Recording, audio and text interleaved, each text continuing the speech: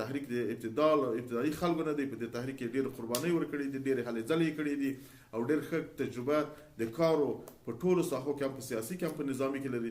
د ده راتګ ته موږ ښه راغلاست وایو، په باندې خوشحاله یو انشاءالله او په باندې ډاډه یو چې د ده په راتګ سره به انشاءالله زموږ کار نور هم په سیاسي ډګر کې ګړندی شي. تاسو د خپل ټیم په اړه باندې ډېر ډاډه یاست د هغوی په صلاحیت باندې، او خصوصا کله چې ملا برادر خوند راسي نو ستاسو صلاحیت دغه به زیات شي. خو انشاءالله خو مقابل جهت آیا تاسو د خلیلزاد په صلاحیتونو باندې ډاډه یاست؟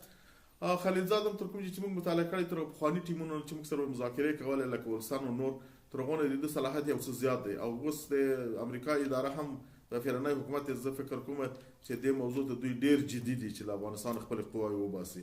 نو انشاءالله زه په دې مطمئنه یم چې دوی به هم خپل مثبت رول ولوبوي په د افغانستان د صلح په راتګ. یوه اخري پوښتنه په د اخر کې اشرف غني وویله چې موږ هم غواړو د افغانستان څخه ټول ځواکونه وباسي ووځي، تاسو دې ته په څه نظر ګورئ؟ موږ خو د اشرف غني خبرو ته ځکه چې اشرف غني خو کومې خبرې چې کوي دی مستقل نه دی. البته خلیلزاد تاسو ویلي چې له دې جنم لاړ اشرف غني سره خبرې وکړې، بعد هغه اشرف غني د خپل دغه بیانیه ورکړل. دا زه اوس هم نه پوهېږم چې د اشرف غني خپلې خبرې دي که د امریکا لخوا ورته ډیکټیټ شوي دي. خو په هر صورت اشرف غني که وایي چې زه خارجي خوا له افغانستان وځم، د دې صلاحیت هم نه لري، د دې قدرت هم نه لري، د دې واک هم نه لري.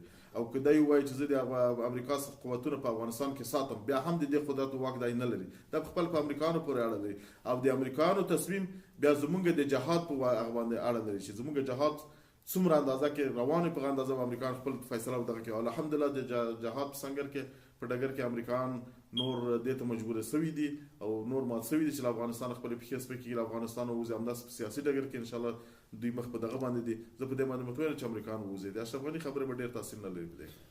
اشرف غني راتلونکو انتخابات بیا دغه دي، بیا نومان دي. آیا تاسو انتخابات ته په څه نظر ګورئ؟ دا راتلونکي ډېر افغانان پکې دغه دي. زموږ له نګاه نه د اسلامي امارت له نګاه نه کوم انتخابات چې اوس په افغانستان کې کېږي دا ټول غیر قانوني دي، غیر مشروع دي. ځکه چې دا د یو اشغال په سیوري لاندې منځته راځي. هر حکومت کې د دې په نتیجه کې راځي. اوله به دا انتخابات شفاف نه وي، بیا کوي هم دغه حکومت به غیر قانوني، دا به مستقل حکومت نه وي، د افغانستان د خلکو په رایه به نه وي راغلی. او تاسو په هر انتخابات کې وینئ چې په د 100% خلک هم دغه رایګیري ته صندوقو ته نه ورځي. نو دا به چیرې انتخابات شو، دا به چیرې د خلکو نمایندګان شو، په زور یو تپل شوی حکومت وي او دا به د خلکو ته د منلو وړ نه وي. ښه، ډېره مننه، جزاک الله خیرا. تشکر، خیر. په ما د وخت